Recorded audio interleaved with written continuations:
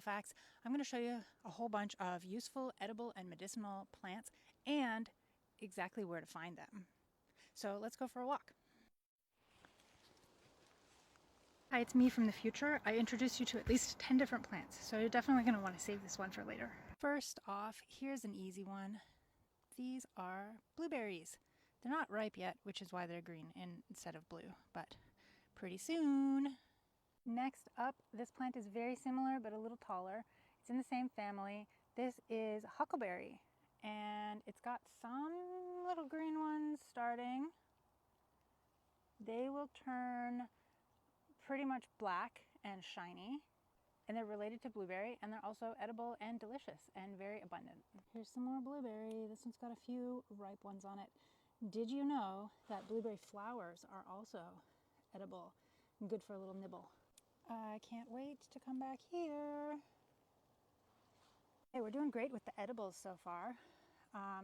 You may have heard of this one because Robin Wall Kimmerer just wrote a book about it.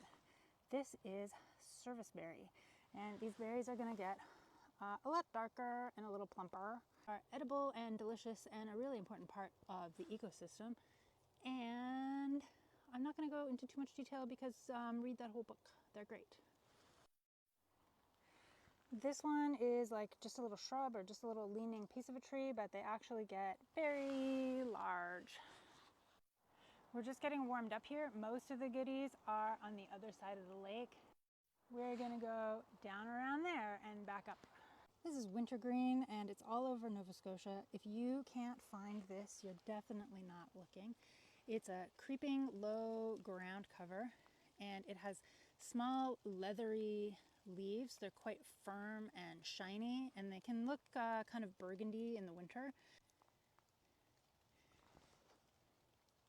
And wintergreen is a flavoring agent in wintergreen gum, but is also a traditional ingredient in root beer. And it's yummy to nibble on for a little refresher, although the leaves are too leathery, so you probably just want to do a little nibble and spit it out. But it's also medicinal. It has pain relieving properties, a similar compound to aspirin, and one common use is as a liniment, which is used topically on sore muscles and arthritis. Okay, it's getting late in the season for this, but do you see how the ends of this branch are different color green and look a little springier and fresher than these branches back here? These are called spruce tips, and you can do a lot of different things with them. Like flavorings and in food. They're rich in vitamin C and minerals, and one of the best ways to get those is to steep them in vinegar, and you'll get a flavored, you'll get a nice flavored vinegar. These are a little past when you would want to harvest them. You want to get them like when they're a little bit tighter together.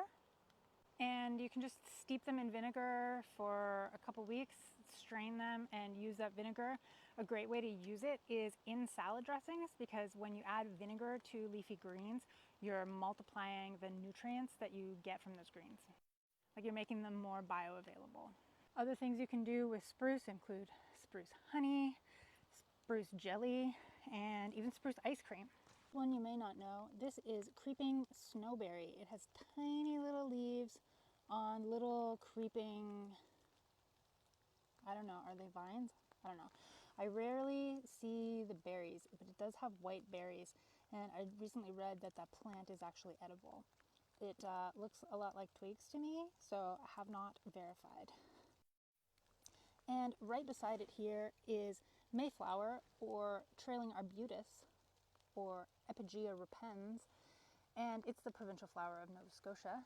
In May, as you might guess, it has little pink flowers that are good for a little trail nibble. They're kind of astringent, but the leaves are medicinal. They can be used for a tea for headaches. Okay, I'm really glad I stumbled upon this one because its flowers and fruit usually hide, but it's kind of tilted over here. So this is the fruit of wild sarsaparilla, and the way it usually grows, it has one stem that has 3 branches, and those branches have 5 leaves. This guy's missing some. This is all it here, and underground it has one runner, and actually the moss is worn away a bit here, so we can even see how this plant connects to the ground. So this is normally underground there, and then it's got this root that this could be connected to these other plants. Sometimes if you find it in loose moss, you can just like pull one and you'll pull up a whole string of them. And it's that horizontal runner that is the medicinal part. Here are two more friends. There are a lot of plant friends, you know, that commonly grow next to each other. This is bunchberry, and it's another one of our little low-growing kind of ground covery forest friends. And it's a survival food. It makes berries. Oh, this is interesting. Don't often see this part of the plant. You know, the red berries are so easily noticeable. It's kind of related to dogwood. It has those leaves with distinct veins, and usually has 4 leaves. And it has a little white flower and then red berries. And the berries, they're also called like bunchberry or crackerberry. They're not great. I mean, they're edible, but they'd be good in a pinch if you were starving. And possibly they'd be better with a whole bunch of sugar if you made some jam or something. And right beside them, we've got one of my favorites. This is gold thread or Coptis trifolia. Also 3 little leaves. And the special thing about this one is that it has gold roots, gold threads. I've made a couple other videos about this one, so I won't dig it up today to show you. Gold thread is also called canker root because one of its claim to fame is the ability to heal canker sores in those soft tissues in your mouth. It's also really bitter, and bitter is almost always a sign of something that affects digestion. It gets those stomach acids going. Little buddy. So one way to use it is to make a tincture and add that to your bitter blend that you use as an aperitif before meals. But you'd probably want to add some more mild bitters or more palatable things to make it yummier. Orange peel might be one of those. To give you an idea of the landscape and how biodiverse this area is, I will show you some of the plants just like from here to there. So we've already seen bunchberry, snowberry, we got blueberry, and right down here we've got false lily of the valley. There's a bunch of those. I'll tell you more about those in a bit. And then we've got gold thread all over the place, and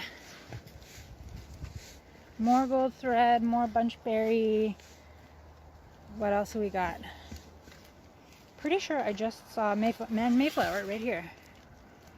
We're not done yet, but I want to take a minute to tell you where I am and why I'm making this video. I'm on the west side of Charlie's Lake in Blue Mountain Birch Cove Lakes Wilderness area. That's a mouthful. And this exact spot where I am is threatened by development. It's a precious urban wilderness.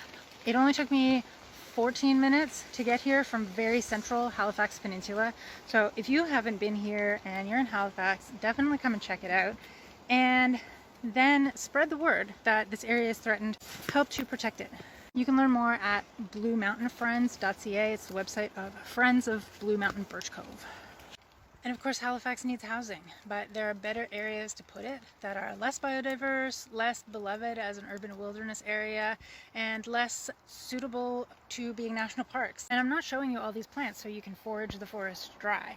I'm showing you that so that you can think of forests as more than just a resource of timber to be cut down and a place to be developed. There's so much wealth and abundance in the forest other than lumber. I'm looking for something I saw yesterday, but I haven't seen it yet today. But I did find some more cucumber root. Here's what it looks like without its central stalk coming up, like before it flowers. It looks kind of like starflower. Oh, and here's what I'm looking for. This is a false lily of the valley that is fruiting. It's not ripe yet. These berries will get eventually bright red, kind of like pomegranate arrows. Come on, focus. But you can see they're mottled. See how they're kind of spotty? They will eventually get kind of spotty, like red and white, and then completely red. One other thing, I've just scratched the surface of the uses of all of these plants. Many of them have many different medicinal actions and preparations and ways to use them. And if you're wondering how I learned all about these plants, I took Saveda Geron's year-long course, and now is a great time to check that out because that starts every year in September. So if you're interested in that, check out bloomonline.ca. Just banged my shin on a log. The berries of Fossil Lily of the Valley are edible. They're kind of similar to pomegranate arils actually. They have like a couple of little seeds in the middle, but they're surrounded by a juice and they're bright red and kind of translucent. But make sure you don't confuse false lily of the valley with real lily of the valley because real lily of the valley is poisonous. So for this and all the plants I've mentioned, make sure you get a field guide, compare, check a couple of different sources, make sure you're positively identifying the plants that you find before you harvest and use them. Here's a fun one. This is cucumber root. It's a really silly looking plant. I don't know if you saw my IG story yesterday. This one's a little damaged. It usually has a very symmetrical ring of leaves coming out of one point, and it just has one stem. Sometimes you won't see this top stem, you know, they usually be a lot shorter. And this has 3 leaves, and this is where it has its flowers and fruit. It does have some little fruit that's not ripe yet.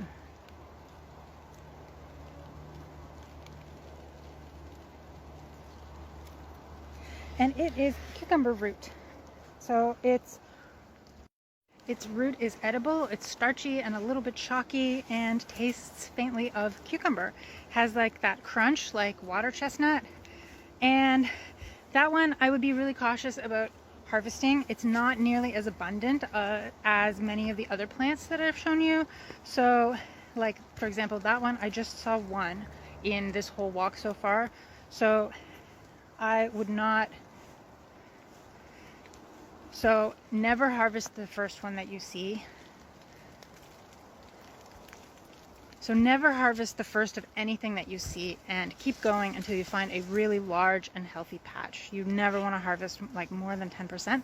And that plant, I would never even do it for food in this region. But just to give you a look around, most of these plants are really abundant.